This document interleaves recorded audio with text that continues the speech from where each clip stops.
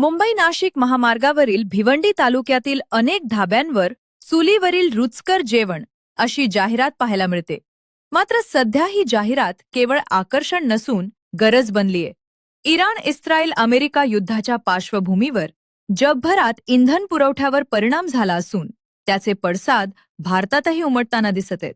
व्यावसायिक गॅस सिलेंडरचा पुरवठा खंडित झाल्याने आणि काळ्या बाजारात सिलेंडरचे दर तब्बल 4,000 रुपयांपर्यंत पोहोचल्याने अनेक धाबा मालक अडचणीत सापडलेत. त्यामुळे ढाबे बंद ठेवण्यापेक्षा काही मालकांनी पुन्हा पारंपरिक चुली आणि कोळशाच्या शेगड्यांचा आधार घेत स्वयंपाक सुरू केलाय. गॅस टंचाईचा थेट फटका हॉटेल आणि ढाबा व्यवसायाला बसताना दिसत आहे. एका ढाब्यावर साधारणपणे 20 ते 25 कामगार काम करतात. गॅस मिळाला नाही तर केवळ व्यवसायच नाही, तर या कामगारांचा रोजगारही धोक्यात येतो.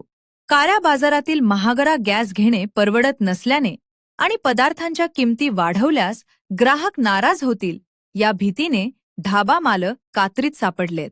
त्यामुळे सध्या पारंपरिक चुली आणि कोळशाच्या शेगड्यांवर स्वयंपाक करण्याचा निर्णय घेतला गेलाय.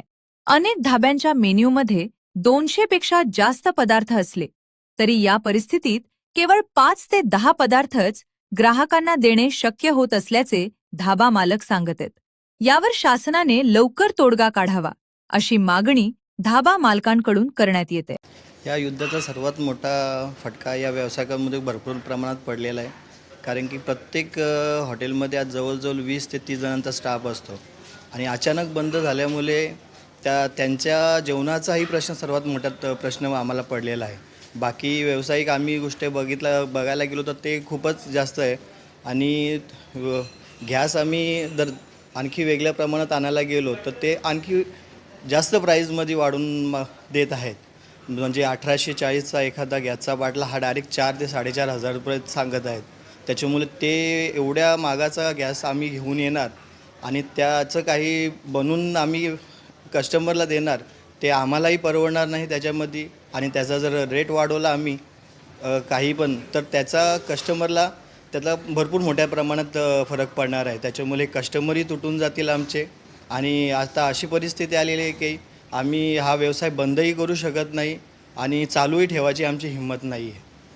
सध्या काय पर्याय काढलेला आहे याबद्दल आम्ही पर्याय आता सध्या कोळसा, दगडी कोळसा, लाकडी कोळसा आणि चुलीवरचं जेवण आम्ही आता नवीन पद्धतीने चालू करत आहेत, जेणेकरून आमच्या स्टाफला तरी जेवण मिळेल आणि जोही कस्टमर येतील त्यांच्यासाठी आम्ही थोडे लिमिटेड म्हणजे आयटम आम्ही देऊ शकतो. म्हणजे उदाहरणार्थ आम्ही जे पण मेनूमध्ये आमच्या मेनूमध्ये जवळजवळ 500 ते 1000 प्रकारचे मेनू होते तर लिमिटेड आम्ही 5 ते 10 प्रकारचेच मेनू आम्ही याच्यामध्ये देणार आहेत, जेणेकरून आम्ही फक्त एक उदरनिर्वाह चालवण्यासाठीची ही सोय चालू आहे आणि खटपट चालू आहे. बाकी याच्यामध्ये आमचं स्वार्थ आणि आर्थिक काही आमचा मोबदला नाहीच आहे असं समजून चालवलं आहे आम्ही.